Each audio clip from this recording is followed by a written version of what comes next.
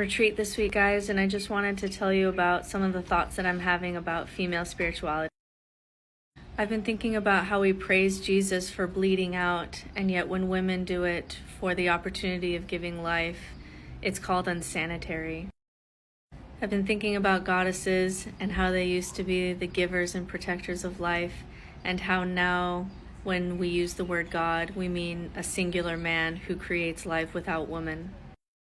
I was thinking about how we praise Jesus for atonement, and part of the atonement is feeling, right? Feeling what other people feel, feeling the suffering of the world.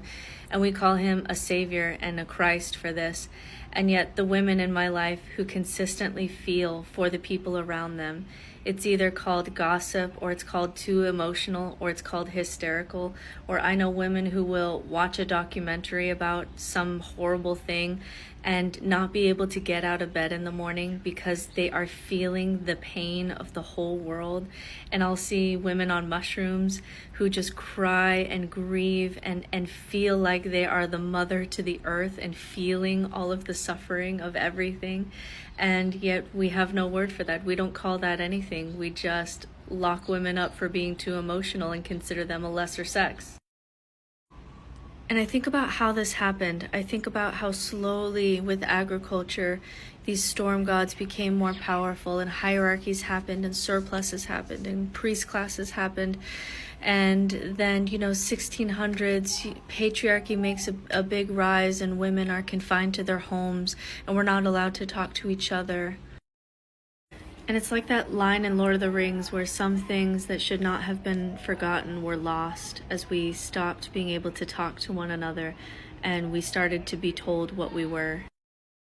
I remember one time in my relationship there was this moment where I could have chosen kind of resentment for how my partner was being an ass for various things, and deep wounds, like how he acted in this interaction was really hurtful over a period of time. And then, as he was changing and I was changing, there was this opportunity to go on to new ground, right? That there was an opportunity to let it go and move on to a better place for both of us. And I remember that moment and choosing almost to put all that pain and all that ego and all that I'm right and I was right, and putting it on an altar and letting it go. And I remember afterwards that it felt like an ego death, and it felt like enlightenment, and it felt like choosing love over ego in a way that I had never even experienced. And I was sad that there was no word for this, right? There was no word, even though for Buddha, when we call that enlightenment, he left his wife and child in order to sit under a tree.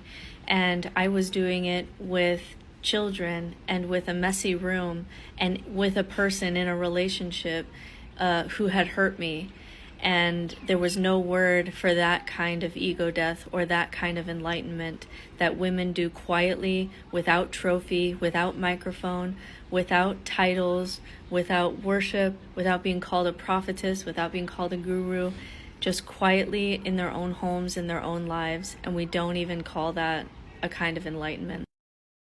And for those who say, how can I not be angry all the time? Because when we start deconstructing and we start this journey, it feels like we're going to be angry all the time at what happened to us.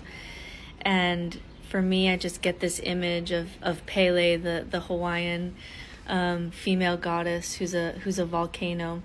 And she has this volcanic anger almost, and this capacity to burn all the crap that's around. But also her power is that she has these pools of medicinal waters, and after the fire, after the volcano, is a burst of life, a burst of greenery. And so I've kept that image with her kind of as I'm on location here, because there's something beautiful about all of you with me being volcanoes and burning off some of this stuff that we were taught about what we were supposed to be, and hoping that there's green around the other corner, and hoping that there's medicine in the waters that will help to heal, because this shouldn't have happened to us women. We shouldn't have been it shouldn't have happened that everything about female spirituality was taken and given to men and given titles and given to male gods. It shouldn't have happened to us.